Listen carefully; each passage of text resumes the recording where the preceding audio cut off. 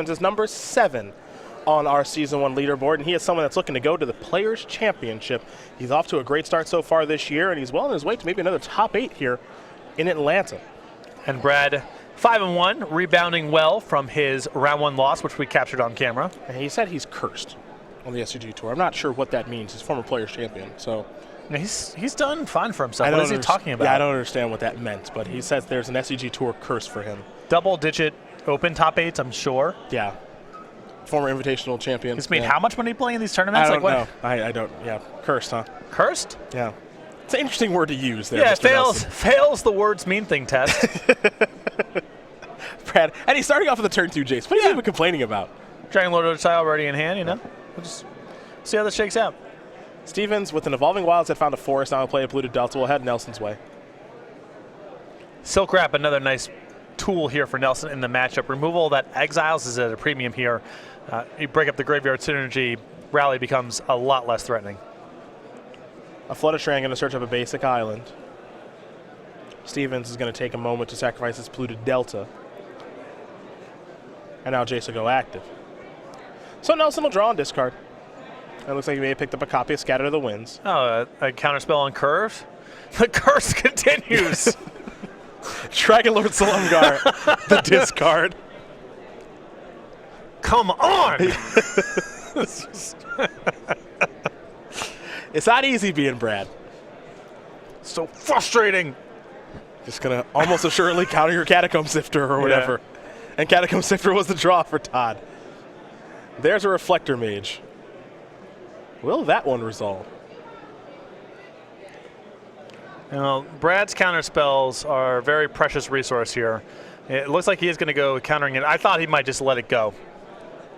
It's interesting, right? Because I agree with you that the counterspells like Scatter the Winds are very important for cards like Collected Company and Rally of the Ancestors. But Reflector Mage basically puts Jace back 2 turns. Yep. And then what are you doing next turn? Just saying go and hope he plays something better to scatter? It's fine to counter here. I think that more speaks to the strength of Reflector Mage than anything. Yes. It's impressive for Stevens to be able to get a counterspell out of that creature in this matchup where Brad barely has any targets for it. Utter end the discard off of Jace. 4 cards in the graveyard. Shambling Vent was the land. Stevens with a polluted Delta. That's the black mana that he was missing, so it looks like he's going to sacrifice that to play a Catacomb Sifter. A Scion on the way. But Brad, so far, he's kind of gotten this game where he wants it to be, which is the board's relatively clean, not a whole lot going on in Stevens' graveyard, and it looks like Nelson's going to have an opportunity next turn to play Dragon Lord Ojitai on Curve.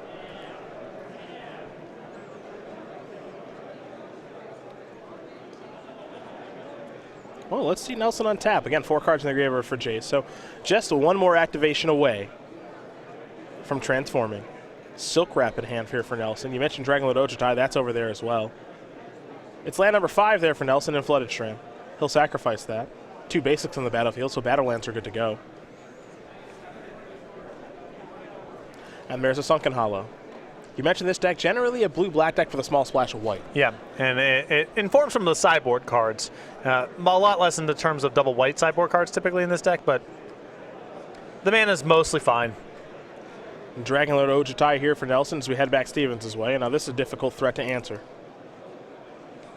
You don't find spot removal in the Rally deck. You can find a card like Sidisi's Faithful and Reflector Mage at instant speed from Rally of the Ancestors and Collected Company, but something like a Murderous Cut, not in game 1. And it's really rough to let Brad untap because then your Collected Company might just get countered.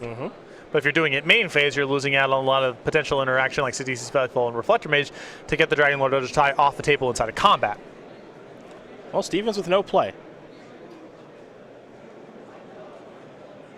Nelson will draw for the turn. Now Nelson's hand not that strong. Couple of lands over there, Silk Wrap and a mystery card.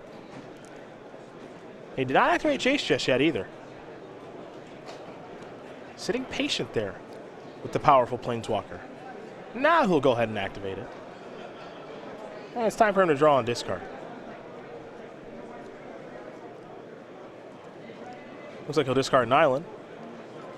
And now the transformation is complete. It'll start on 5. And we'll see if it'll go up or down here.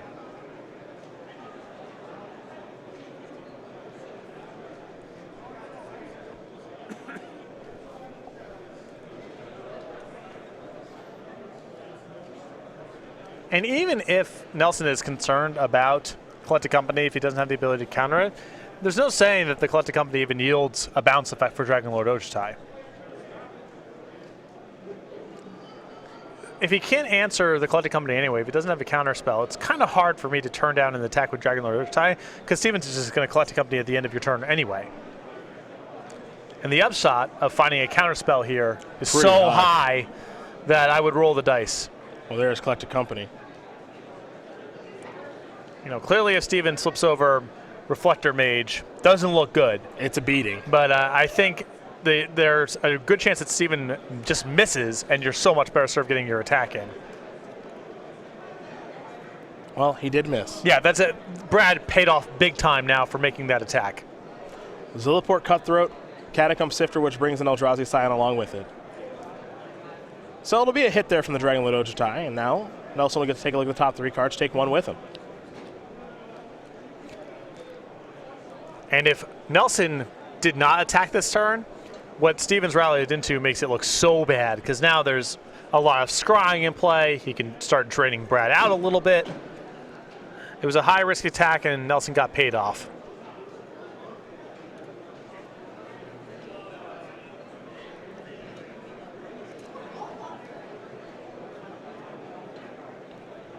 Well, he's found a card that he's happy with.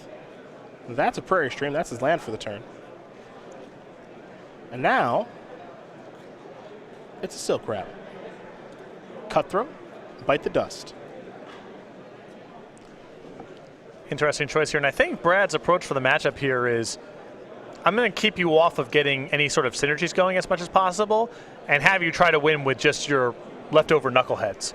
Zulport Cutthroat might be a little bit less powerful on this board than Catacomb Sifter, but Brad knows there's a chance that the board continues to develop, and he's better served getting the Zulport Cutthroat off the table in that event. Looks like another copy of Silk Wrap. So there you go. Stevens going to sacrifice that Flooded Strand and get himself a Canopy Vista. But the goal here when you're playing against Rally, this I think goes for any deck, is just keep their board clear. Yep. Especially now if Brad can find a counterspell. Then he's in the driver's seat because he can keep Stevens off of his high-impact spells, and a lot of Stevens' deck does not amount to very much on this board. Jace the draw here for Todd. It's a spot where Michael Majors' stupid little owls be really helpful as a chump blocker. The Palace Familiars. This stupid little owls are the technical term. Whatever that. Yeah. Looks like Jace is going to fall down to 4. Get some chump blocking going. Yep. Nantuko Husk is here.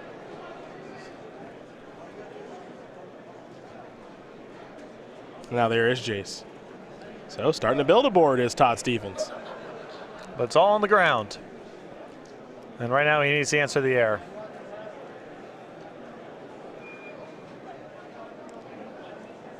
Nelson will untap. Time for him to take a draw here.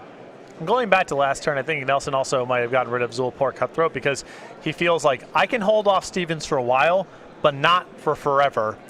And I need to try to win the game as fast as possible with Dragon Lord Ojutai. The life gain could represent another turn, and Nelson may not be able to handle Stevens getting one more turn somewhere down the line. Well, Dragon Lord Ojutai is going to come across in the red zone again. It's going to connect, so Stevens falls down to 7. Nelson will take a look at those top 3 cards. He gets to take one of them with him.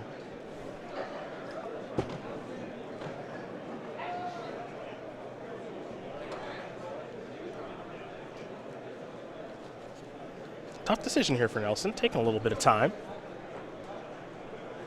But you can tell Brad's in a pretty good spot, but just not a great one yet. Well, he's got some high leverage, high impact draws here. He finds counter spells to keep Stevens off of his big plays here. He's in great shape.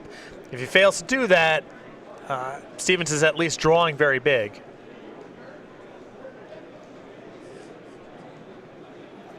Well, he's deciding between something that's difficult because he's gone back and forth a little bit. Brad, typically a definitive player. Yep. So this must be a pretty tough decision. But he's found the card that he wants. Dig Through Time is what he's selected. There's an island. Jace ticking down, it looks like. Huh. Maybe not. Well, he can flashback Utter End on Jace, but that keeps him off of being able to cast Dig Through Time this turn and possibly next turn as well.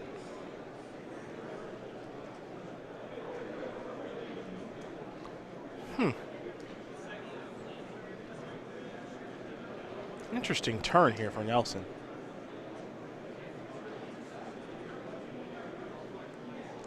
Another Dragonlord Ojutai in hand, a Dig Through Time, and a Mystery card over there. But he's having some real difficulty working his way through this.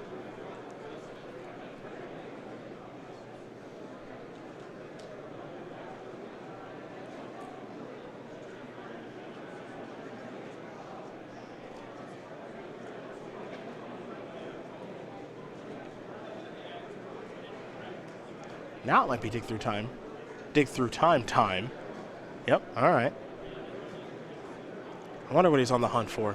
Must be something specific, because he could have paid one more mana and left Utter End in the graveyard. So he had the backup plan of, if I don't find anything especially good to do with this Dig Through Time, I can at least flashback Utter End on something, most likely Jace. So if Brad was willing to exile the Utter End, it means he must have a particular suite of cards he is looking for. Well, he found Utter End with the Dig Through Time. So it looks like he might be selecting that and something else.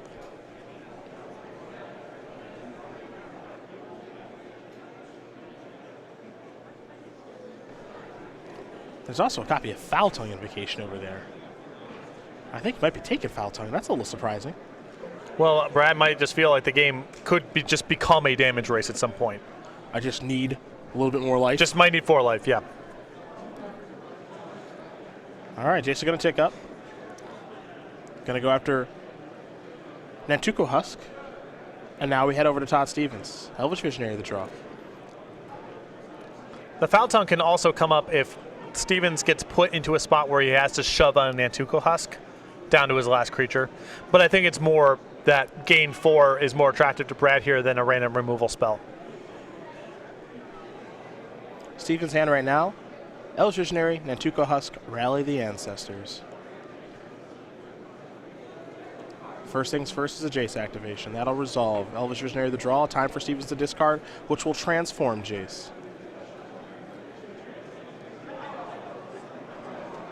Starts on 5. Unclear where it's going to go, though. Has the ability to recast Eclectic Company if you'd like. Could also slow down Dragonlord Ojutai, and that actually matters quite a bit here. Yes. Right now, Dragonlord Ojutai's 2-turn clock. 7 to 2, 2 to negatives. If you slow it down, it's 7 to 4, 4 to 1, and then that's an extra turn. That's an extra draw step. That's an extra look for whatever the heck you're looking for, like a Reflector Mage.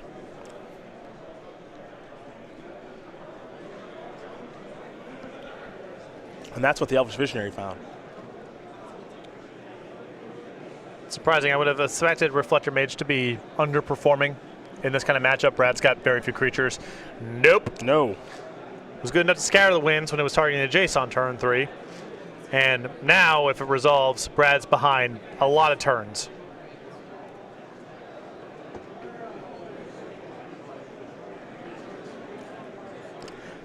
Feels like a rare. Reflector Mage feels like that card is really good. Really, really good. Visionary going to be sacked here. Yeah, I would. It passes my test. Splashy enough, and the tracking's a little annoying, a little complicated. I can see it as a rare. It's just so powerful.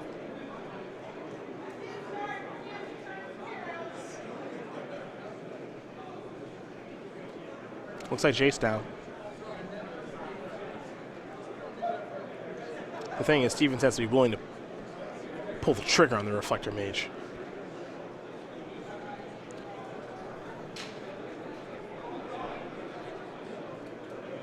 And the way he's reorganizing his mana and the way he's holding the card, feels like that's the case.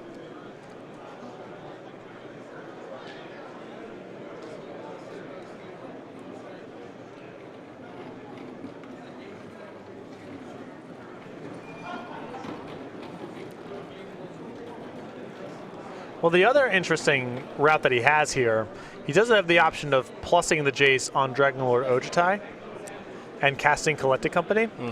If he's able to plus the Jace on Dragonlord Ojutai 2 turns in a row, that turns the 2-turn clock into a 3-turn clock. He's going to start by playing Collected Company. Nelson tapping mana very quickly. Disdainful Stroke. Okay. That was the risk of, that card in particular was the risk of going for it that way. Here's Shambling Vent, and that's going to be exactly lethal. Wow. Yeah. So had he gone for Reflector Mage, I think he's good to go. And perhaps Brad maybe enticed him into that play. Yep. And like I said, I think I would have had a preference there for plussing with Jace and casting the Collected Company out of your hand. It means you don't die if the Collected Company gets countered. And it also means that you're potentially taking the clock from 2 turns to 3 turns regardless. And that line of play ended up getting Stevens killed because of the Disdainful Stroke. Well, Brad Nelson's going to win game number 1 here over Todd Stevens. Esper Dragons up a game over 4-color rally. We're going to take a look at the sideboards here for both of these players. We're going to start with Todd Stevens, who's got 4 Ration Clerics, 3 Anaphens of the Foremost, 3 Dispel, 3 Murderous Cut, and 2 Duress. Give me those Dispels, give me the Duresses. And I could see a little, I wouldn't want 3 copies of Murderous Cut, but because of Dragon Lord of Tie, if you wanted to bring in 1 or 2 for some of the less efficient tools in his deck, I'm on board. Nice thing, he's got some clean cards to sideboard out. A card like Sidisi's Faithful can certainly bite the dust here. Yes, although Reflector Mage I would have put in that same camp, not seeing the games play out, but I would leave it in after seeing what I just saw. Yeah, I think so. For Brad Nelson, 3 Monastery Mentors, 2 Gideon Allies Zendikar, 2 Flaying Tendrils, 2 Duress. Some one-ups here in a Ration Cleric, Tasker the Golden Fang, Ob Nixilis Reignited, Infinite Obliteration, Disdainful Stroke, and a Painful Truth. Life Toll is not under that much pressure, so I can pretty easily get behind the Painful Truths. Disdainful Stroke, a great answer to Rally Ancestors and Collected Company. And I think the 2 copies of Flame Tendrils, I think Nelson has enough support to break up enough of the synergies. He can get cards like Tantuko Husk off the table, and then Flame Tendrils can be extremely powerful, especially because it exiles. Well, to game number 2, we're about to go between Nelson and Stevens. But before we get there, we got to talk about Grizzly Brand and Friends. That's SCG Game Night, the very popular promotion that you can have any night of the week at your local store and get some cool stuff. Yes, rcgames.com/game night for more information. What you see in front of you is the January kit. Every month we send out a new kit with pins and tokens for players to play for the stores that have signed up for Game Night. Stores can run Game Night any way they want, any format that they want. Just get players in the store on a regular basis for some fun and friendly magic. And we have the next couple kits coming down the pipeline here. February, we have Magus of the Moo, and I saw for the first time today the March kit, which you can sign up for now, Grim Llama Mancer. That's going to take a little getting used to. That's easy. So I work in the Star City Games offices now, so I know what's coming. Mm-hmm. You think this is tough. Oh, it gets... Oh, you got no idea. Okay. And they are delightful, by the way. I would have made the llama spitting fire if I had to create the art piece for it. Maybe. Because they spit at people. I understand. They just don't like people. I went to a llama petting zoo when I was a child. Of course you did. 8 or 9 years old. There's this place in Mendham, New Jersey, close to where my grandparents lived, which is, as it turns out, a really stupid concept for a zoo or whatever because they don't like to be pet and they spit at kids.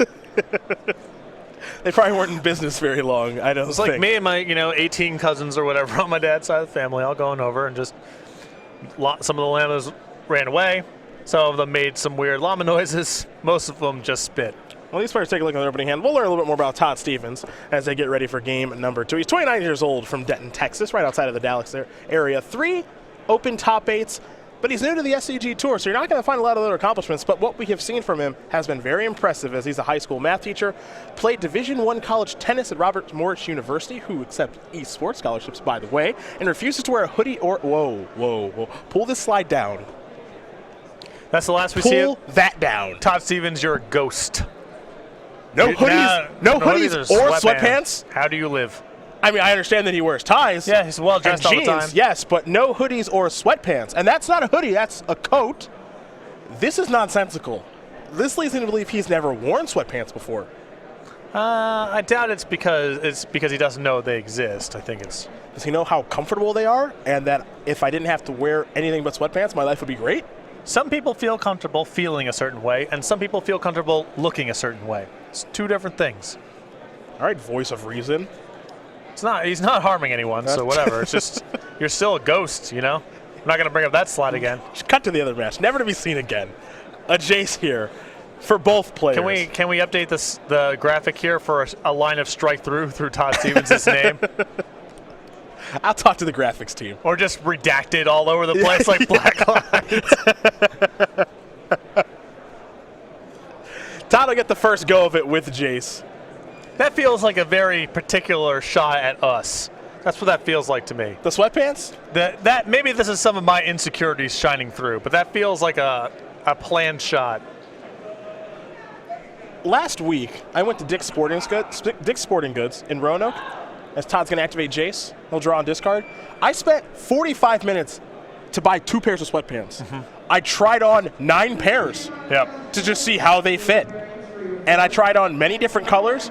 Sweatpants are very important to my life. Yeah, although it is funny, the idea of trying on sweatpants to see how they fit. It's like, they're sweatpants, they really only fit the one way. See, you're wrong. Some of them are tapered at the bottom, and I don't like that. I like them to be kind of open and like, you know, flushy is not a word, but I just used it. Just flowing at the bottom so they can cover my shoes a certain way instead of just like grabbing onto my ankles and stuff. I'm very particular. The drawstrings are necessary. Yeah. And just to not wear them as he activates Jace again is just, I don't know. Murderous Cut took care of Jace, you're right. by Track the way. pants kind of run this gamut from track/soccer kind of sweatpants, which are very tight, to 8-mile extra sweatpants, which are very baggy. Exactly. Sweatpants come in multiple sizes, regular, tapered, slim, which I'm not, so I have to try them on. It's a big deal. See if Todd's able to win now, given this whole sweatpants fiasco. Got to kill Jace at least. Must be nice. Brad cursed again. Clearly. Cursed. Yep. Here's an activation of Jace. Stevens will be discarding here in just a moment, which will transform Jace. Reflector Mage, he did leave it in some capacity. I figured we'd see some amount left. I don't know if it's a full 4, but at least 1 or 2. Yeah, I'm kind of on board with the, go ahead and cut the Sidisi's Faithful and maybe a few copies of Reflector Mage, but not all of them. Stevens' Jace looks like it's going to go to 6. Zilliport Cutthroat, and now Nelson will sacrifice the blue to Delta, so he'll dig a land out of his deck.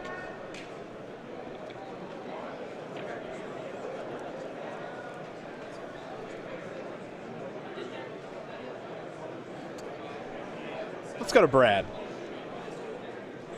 Let's go to Dragonlord Ochitai again. You know, what I love about this particular card, by the way, is that it just changes the entire way the game has to be played upon arrival. Yep. Todd's having some mana issues here. Jace is kind of going, all that good stuff. But Nelson, for a control deck, just tap out on turn 5 and say, this. You have to change what you're doing.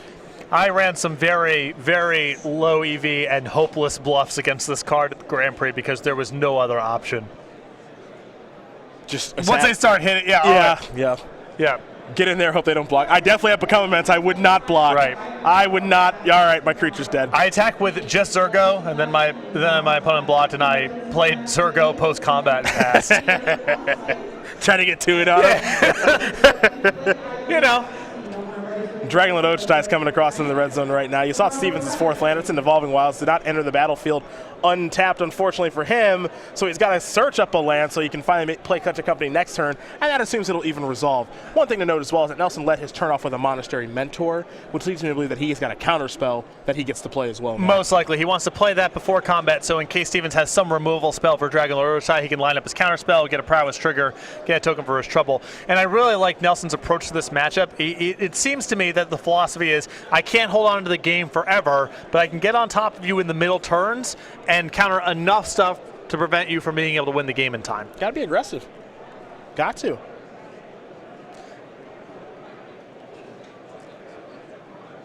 There's Reflector Mage. Will it resolve is the question. And again, this one is a real nuisance. And it will resolve. Wow, I'm a little surprised. It's a lot worse for Nelson if it's his only threat.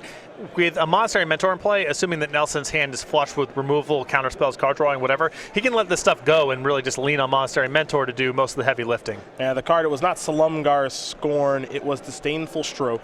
It was timely last game, it's timely again this game, as now Nelson will get to make a Monk token off of the Monastery Mentor. And Jacob Wilson in the house, looking to get into the red zone.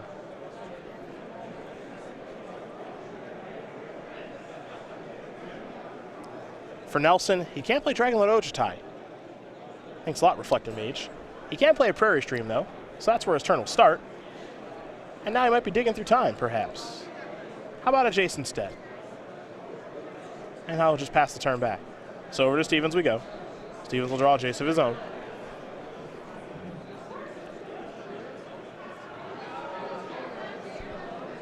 Nelson with a copy of Utter End in hand. Dragonlord Ototai looks like another copy of Disdainful Stroke.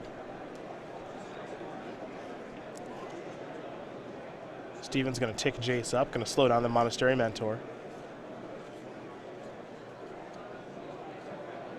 You know, Nelson going to this sideboard package of creatures. Very interesting. You see Tassiger, Monastery Mentor, Gideon as well. Well, there's a lot of threats in Standard that, you know, if they survive one turn, you get a huge advantage. Monastery Mentor, Gideon's on that list as well. And Brad has those kind of cards in his sideboard, anticipating most of his opponents are not going to have any way to kill creatures, or very few ways to kill creatures post-board. It wouldn't surprise me if the Tassikers, the Monastery Mentors, the Gideons, if they just came in kind of all over the place. Catacomb Sifter going to bring in Eldrazi Scion along with it.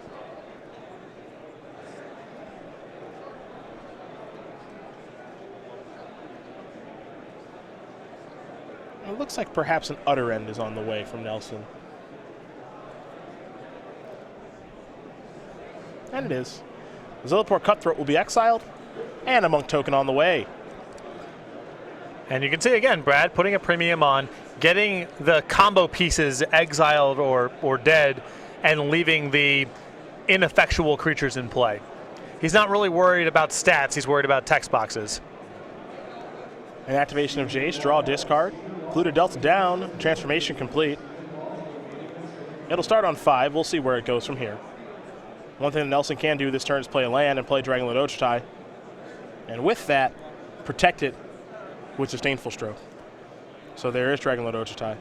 Jace will go up. Yeah, nothing 3 or under from Stevens' side really does a whole lot here to answer Dragonlord Ototai, and anything that he could do to hypothetically outpower Brad costs 4 mana or more. It's very clear to me that Brad has a plan in this matchup with the way that he has played these games, but also what's worth noting is you take a look at that sideboard when we did go over it, no copies of Hallowed Moonlight there. Yeah, he has not hesitated in any of these games to get Zulaport Cutthroat off the table, even if in spots where I felt the text boxes of things like Catacomb Sifter or the stats of Catacomb Sifter was the more significant thing. Brad is putting a premium on preventing this deck from ever being able to get all the pieces in play at the same time to combo out. Duress looking to clear a path here. Make sure it's okay to attack with Dragonlord Ototai. Also going to get a Prowess Triggers and get to make another Monk. Stevens can't be too happy about this. So here's Collected Company. Nelson says absolutely not. Another Prowess Trigger and more Monks. And now I believe those Monk tokens, as here's Dispel. You can search up a Prairie Stream, can Stevens. Those Monk tokens are 3/3s now. They might be good attackers. And even though this Collected Company resolving is not great news for Brad, at least he is doing all of this before he attacks Dragonlord Ototai, so there's no chance of something getting revealed that bounces it back to his hand.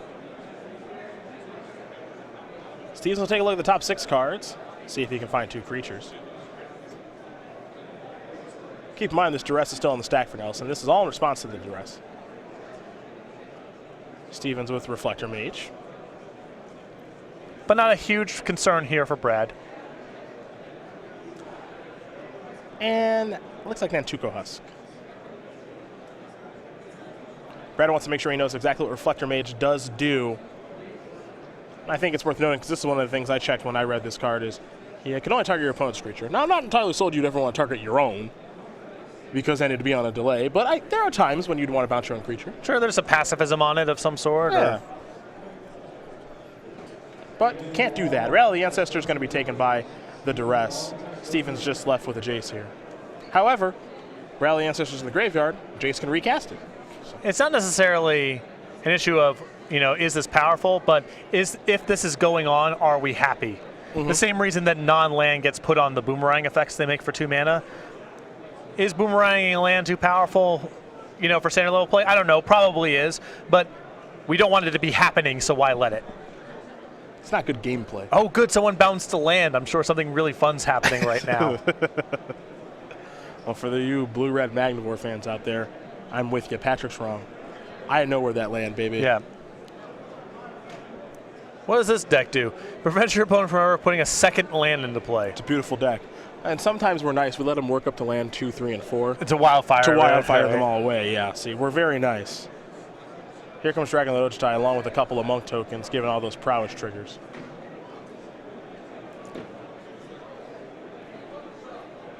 Looks like some blocking is to be done here by Todd. Brad looking to try to close out this game as best he can.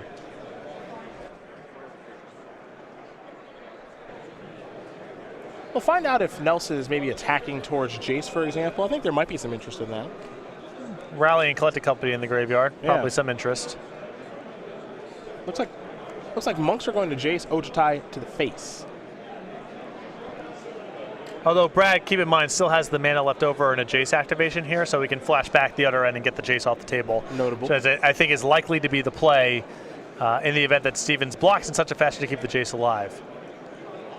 If Stevens says, okay, no blocks, my Jace is dead, Brad will just do something else instead. Stevens going to scry.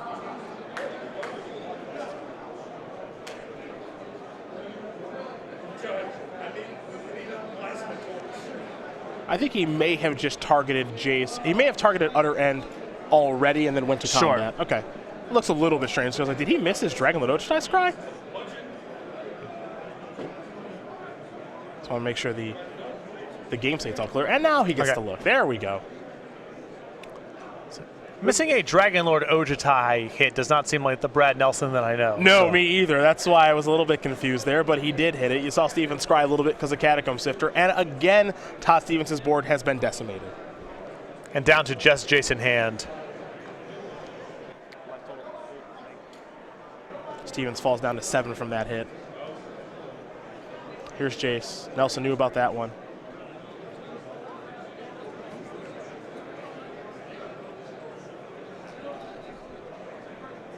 There's a very good chance this just might be lethal coming. Yeah. And Brad even has a shambling event in the row, too. And if the Dragon Lord Ojutai is good to go, all you need to do is find a spell, and that's going to be enough.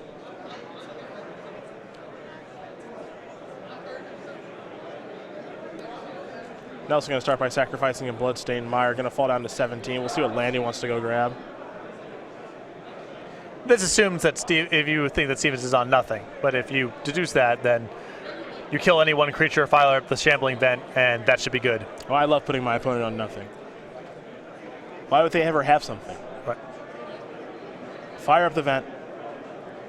Beat down City, USA. Not yet. Gonna tick down Jace, I think. But either way, the attack is good enough to get the job done. And Brad Nelson wins this match here over Todd Stevens, 2-0. Esper Dragons to take care of 4 color rally for Nelson. He moves on to 6-1. Todd Stevens will roll down to 5-2. But some things to certainly take away from that match. Again, you don't find Hallowed Moonlight in the sideboard here for Brad. That's long gone. And it's very clear as we watch those games unfold. Nelson had a plan from point A to point B. He executed it both times, and he was able to win the match pretty easily.